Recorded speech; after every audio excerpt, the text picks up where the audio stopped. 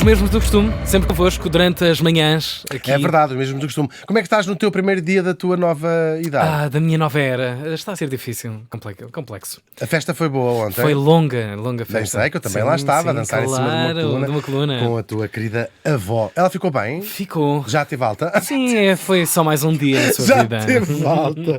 17 pontos. Vamos lá a isso, por favor, dá-nos a belíssima Trax, uau, épico. Esta Trax.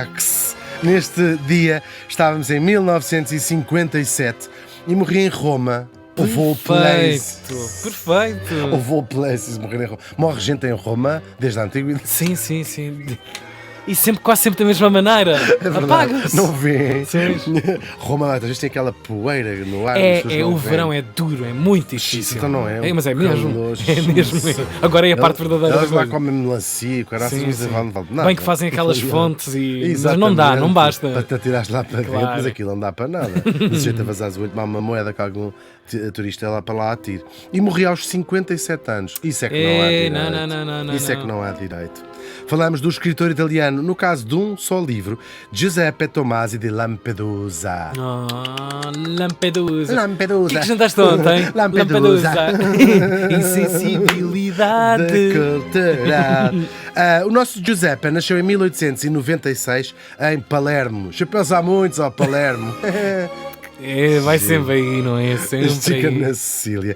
E ele nasceu em berço de ouro, já assim com algumas falhasitas, sabes, a talha já a lascar em alguns sítios, é verdade. Numa família da velha aristocracia da Sicília. A Sicília, para quem não sabe, é uma ilha. Quem não sabia, fica agora a saber. Ou seja, e como em todas as ilhas, e o Tiago está aqui como prova viva disso, também os aristocratas eram filhos de dois irmãos, a maior parte deles filhos de dois irmãos. Sim. Às vezes o avô é também o pai. É o espaço limitado. Exatamente. A culpa é da água que está à volta. São Miguel, tudo a mesma coisa. Sim, mas Sicília é lindo de morrer. E São Miguel não, se calhar. Também é. Se tivesses a terceira ainda podia estar a fazer sentido. Ora bem! A Sicília é maravilhosa. A Sicília é o amor. A Sicília é da vida toda. A Sicília é da vida toda. E sempre impecável, qualquer coisa que a pessoa precisa. É uma senhora. A Sicília mas quer esta impressão a cores ou a preto e branco? Não, preto e branco basta. E sem problemas sociais. Nada, não há crime, praticamente não há crime. Diga, não me consigo lembrar de nada associado à criminalidade. Nunca. Não me lembro nada. do que seja. Nada, não há organização, não tem organizações. Não. Nada. Tudo incrível. MAF? Quê? Não. Que seria? Tal e qual. Agora, vamos voltar ao nosso Giuseppe. Sim, ele era aristocrata pelo pai, pela mãe, pelo avô e a avó paterna e pelo avô e a avó materna. Estes Tomasi eram príncipes de Lampedusa, um título que ele depois vai também herdar. Ele era príncipe de Lampedusa. Tomasi é o apelido. Porém, calhou-lhe nascer e viver no crepúsculo dessa velha aristocracia. É verdade, às vezes calhava alguém, não é? Alguém vai apagar a luz. Não podia ser melhor a expressão. Claro, a aristocracia de onde? Destes pequeninos reinos que constituíam, te contámos aqui muitas vezes, Itália é um fenómeno relativamente recente e havia muitos reinos e ducados e todas essas coisas que hoje são a Itália e tinham deixado de existir apenas 3 décadas antes dele nascer, no anos de 1860, por aí, e que se vão unificar e tornar a Itália que nós conhecemos hoje. Portanto, o mundo em que nasceu o nosso Giuseppe era muito diferente daquele em que tinha vivido o seu avô, para não ir mais longe. E a sua vida parece ela própria uma charge à própria decadência dessa classe onde ele nasceu. Ele cresceu entre os dois palazos da família do pai e da família da mãe. Era uma família agora já bastante arruinada, a do pai.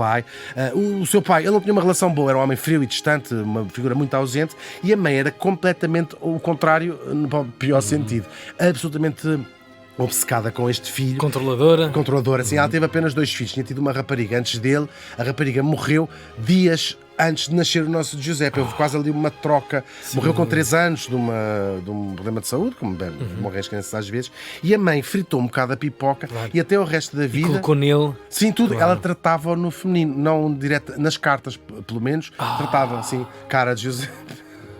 Encarnou, ficou ali, não foi? Sim, coitadinha. Olha, já lá está. Trauma. Já lá está também. Surpreendentemente. Isto em terapia, não é? Para o pobre Giuseppe, isto não deve fazer bem à cabeça. Mas tu estavas aí na decadência, não sei o quê.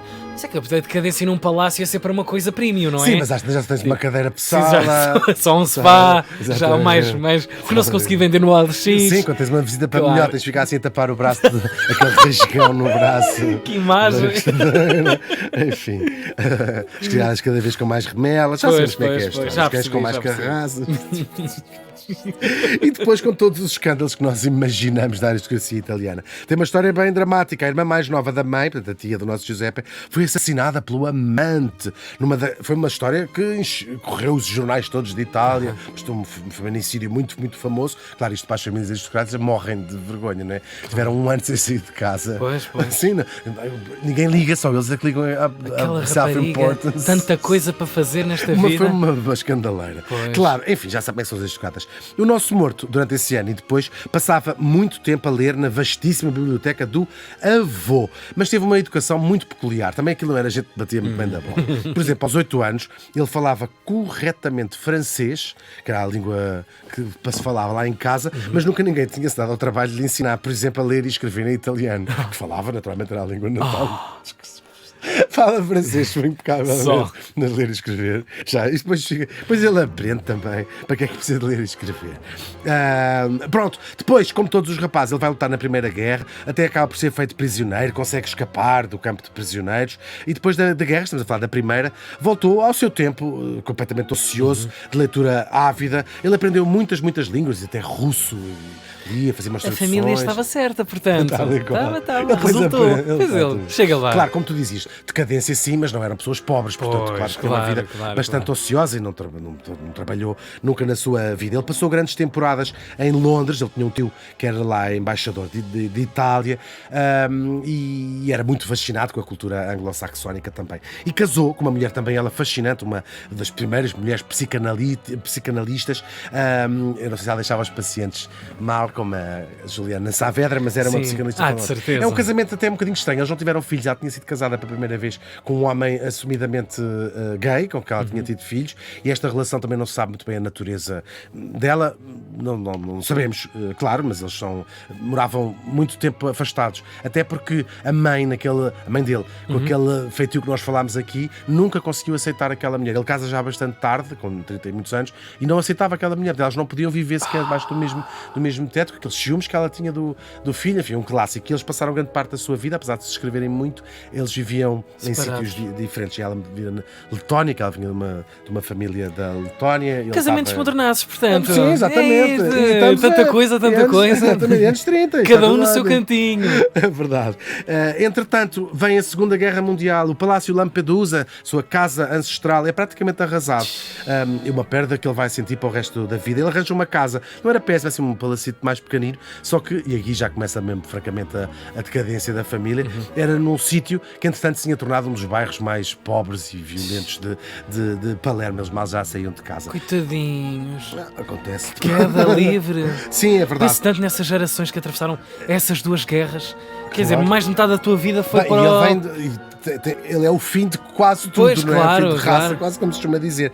E ele depois começa-se a dar com um grupo de intelectuais, muitos deles escritores, e nasce a ideia de escrever também um livro. Um livro sobre o mundo de pessoas cujo mundo já tinha acabado, ou seja, no fundo a sua própria história, inspirado no seu avô, na história do seu avô. A ideia original era que a história se passasse toda ao longo de 24 horas, como um dos seus livros favoritos, o livro Sensação, que tinha sido há relativamente pouco tempo, o Ulisses, do James Joyce. Só o primeiro capítulo é que ficou assim, em 24 horas, ele depois lá deu asas à sua imaginação. E à medida que foi escrevendo mais, ia mandando o manuscrito para uma série de editoras. Todas elas se recusaram, disseram assim, não vale isto, o que é que interessa para alguma coisa, uma história destas. Eles enganaram-se redondamente, porque o nosso Tomasi de Lampedusa, pouco antes de acabar o seu livro, foi-lhe diagnosticado um cancro no pulmão, ele morreu muito pouco tempo depois, foi uma coisa muito rápida, e no ano a seguir, estamos em 1958, uma das tais editoras lá pega naquilo e resolve publicar quase a ver o que é que dá, este que era o seu único livro, inacabado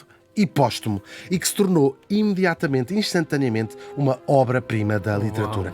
É um livro sobre política, sim, mas é sobretudo sobre o poder, que vem escrito na mesma língua que séculos antes já tinha dado ao mundo talvez o mais famoso tratado sobre o mesmo tema, a política e o poder. O Príncipe de Maquiavel. É uma personagem maldita, não é? Que até se transformou num adjetivo, nós dizemos, maquiavélica. Claro. Olha, o Marcelo a chamar como é que ela chama? A Procuradora-Geral da República maquiavélica, por exemplo, séculos depois. Sim. O livro do nosso, até então obscuro, aristocrata de Palermo, ninguém sabia quem era aquele homem, não é? Chama-se, claro, Il Gattopardo, o Leopardo. Pardo. E nós voltamos a ter um príncipe dentro do livro, no caso Fabrício, que era o príncipe de Salina, inspirado na figura do seu avô, e a luta para manter esse poder quase feudal numa sociedade que estava ela própria em completa mudança. É essa a história do Leopardo.